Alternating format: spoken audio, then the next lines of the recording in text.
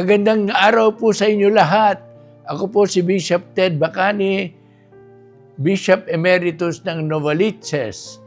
Nais ko pong ipaliwanag sa inyo ngayon ang title na Co-Redemptrix na ginagamit sa Mahal na Birhen at ngayon tila'y pinagbabawal na ng simbahan na gamitin natin. Unang-una po, linawin natin, ang ating mahal na ina ay nakiisa sa pagliligtas ng mundo sa pamagitan ng kanyang pagtango na tanggapin ang anak ng Diyos bilang kanyang anak. Doon sa, kung tawagin natin ay Annunciation, pagbabalita kay Maria na siya ay nahirang na maging ina ng tagapagligtas. Sinabi ni Maria sa anghel at sa Panginoon na nagsugo sa kanya, narito ang alipin ng Panginoon, matupad sa akin ayon sa iyong sinabi. Sa makatuwid, tinatanggap niya at tinanggap niya sa kanyang sinapupunan noong oras na yon ang anak ng Diyos. Tunay na Diyos na nagkatawang tao naman, naging tunay na tao sa kanyang sinapupunan.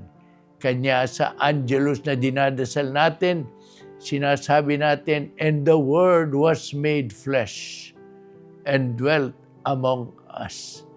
At yung pakikiisa niya sa atin na yon, unang-una ay pakikiisa kay Maria na tumanggap sa kanya sa kanyang sinapupunan.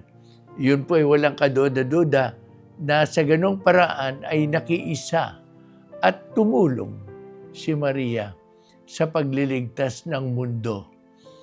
Ikalawa po, tandaan natin na si Maria ay nakiisa kay Kristo sa kanyang buong pangangaral, sa kanyang paggawa ng mga himala, sa kanyang pagsunod sa kalooban ng Diyos.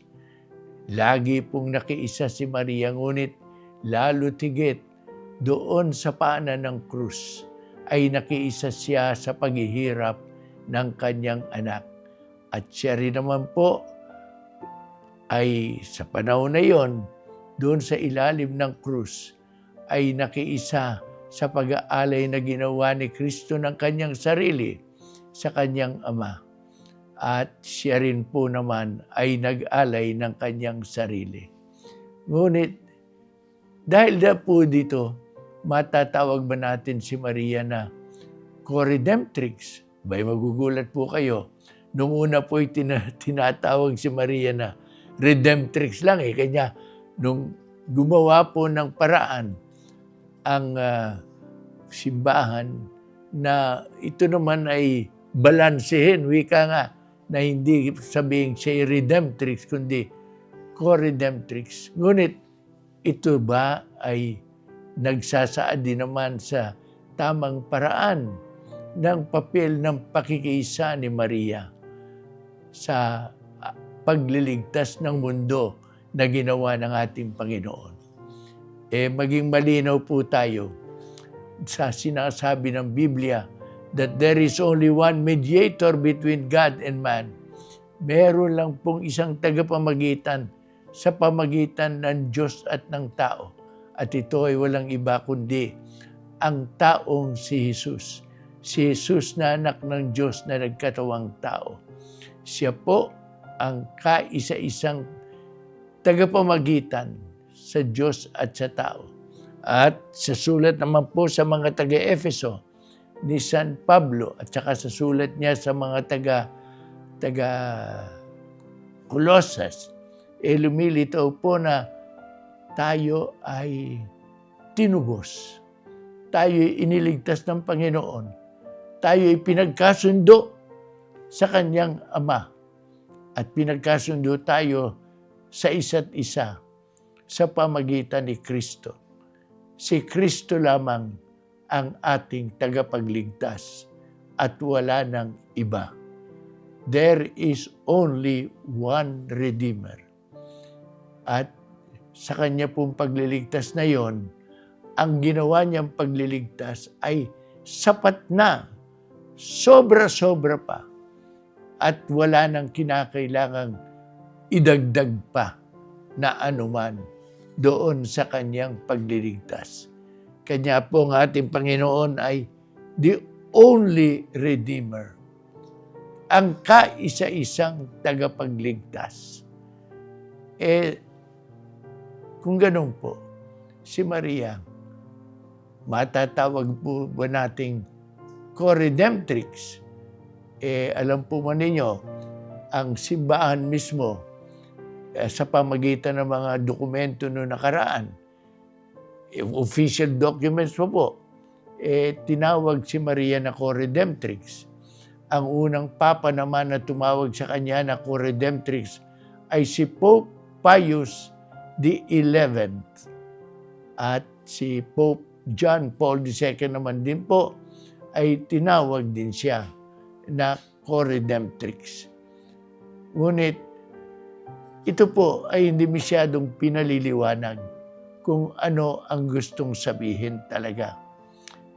Ngunit ngayon po, ito, sa bandang huli, at hindi lamang po sa pamagitan ng dokumentong itong Mater Populi Fidelis na inilathala po ni Pope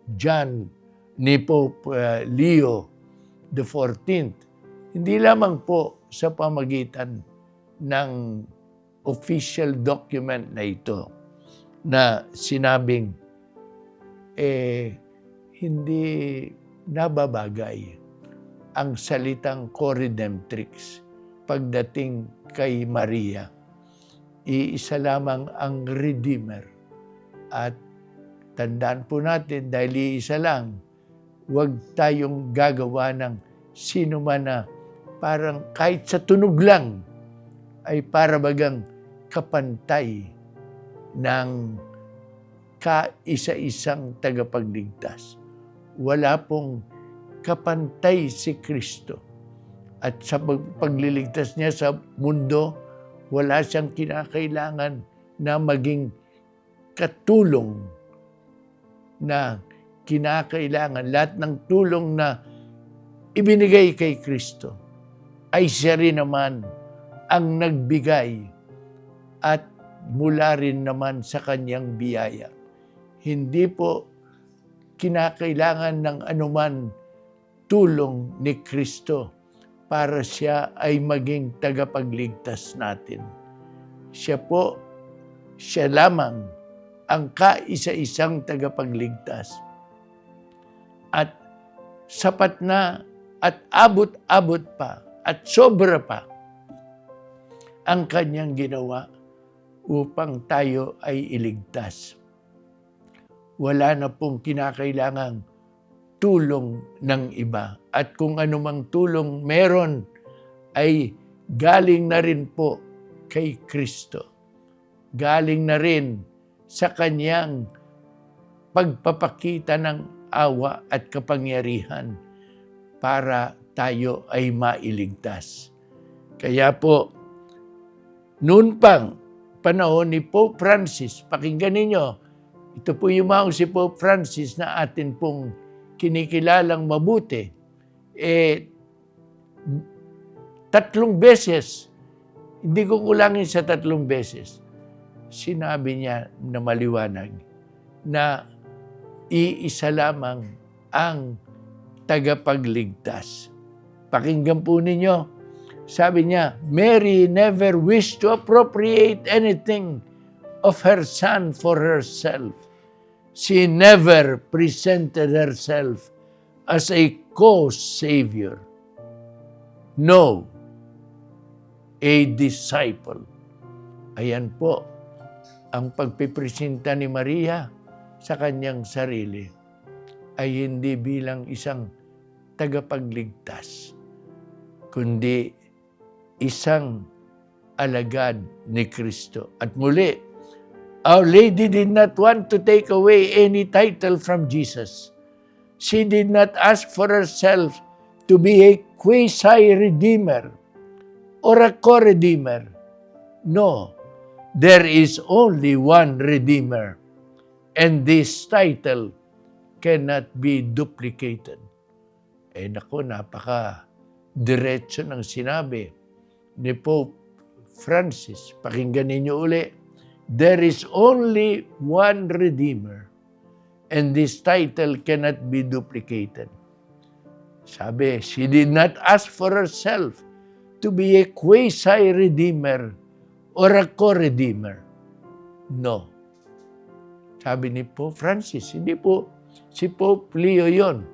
Pero hindi pa nakatawag ng pansin masyado ng mga tao noon. Ngayon po, masasabi natin, iwasan lang natin ang paggamit ng titulong yon. Hindi sapagkat hindi may paliliwanag na mabuti para may mabuting kahulugan na lumitaw.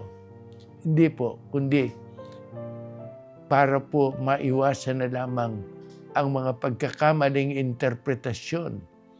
Para po sa ganun ay hindi naman malito yung mga ibang tao na nakakarinig sa atin at huwag sabihin, kayo mga Katoliko, meron ng isang tagapagligtas, meron pa kayong kasamang tagapagligtas.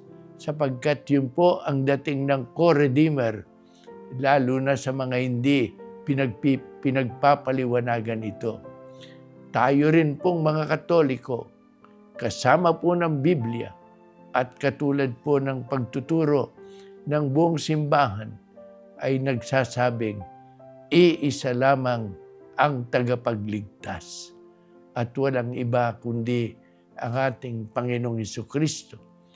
Ang ating mahal na ina ay siyang kauna-unahang iniligtas ni Kristo. Siyang kauna-unahang tumanggap ng pagliligtas ng ating Panginoon. At dahil sa siyang kauna-unahang tumanggap ng pagliligtas ng Panginoon, siya rin po naman ang pinakamalaking tulong, wika nga, sa pagpapalaganap ng kanyang pagliligtas na yan sa lahat ng mga tao. Kanya po, masasabi natin na si Maria ay napakalaking tulong kay Kristo sa ginawa niyang pagliligtas. Hindi upang maligtas ang tao. Hindi po. Si Maria po ay alagad ni Kristo, maging sa kanyang pagtulong kay Kristo na maligtas ang mga tao. Hindi, kundi tayo po ay ipinananalangin ni Maria at ginawa niya ang lahat na magagawa upang ang biyaya ng Diyos ay matanggap natin. Ngunit sapat na ang ginawa ni Kristo na kanyang anak at labis-labis pa at hindi na nangangailangan ng anumang pagliligtas ng sinuman katulong ni Kristo. Siya lamang po ang kaisa-isang tagapagligtas. Si Maria po ay katulong niya sa pagliligtas na yan, sa pagpapaabot sa atin ng biyaya ng Diyos. Kanya po, hindi man po mali na matatawag yung co-redemptrix at nagamit na nga po yan sa simbahan, pati na ng mga papa, nagamit man yan, mas mabuti po na iwasan natin ngayon ang pagsasabing co-redeemer pagka si Mary ang pinag-uusapan. Masasabi po nating collaborator, disciple of the Lord. At masasabi po natin na she prepares us all to welcome the grace of the Lord into our hearts. And thus, she contributes to the work of redemption, not by saving us, but by helping us welcome the saving action of Christ, who is the only Redeemer. Yan po ang gustong sabihin.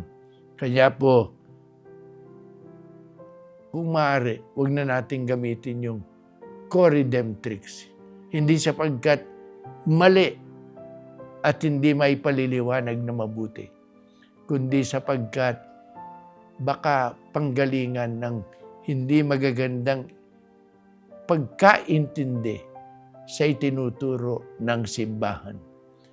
Ngunit tatandaan po ninyo lagi, si Maria, kaisa ni Jesus sa lahat ng kanyang ginusto at sa pagliligtas man ng mundo, kaisa ni Jesus, unang-una si Maria na kanyang ina na unang tumanggap ng biyaya niya at una rin naman na siyang tumutulong upang ang biyaya na yan ay maipalaganap sa atin ng mga tao.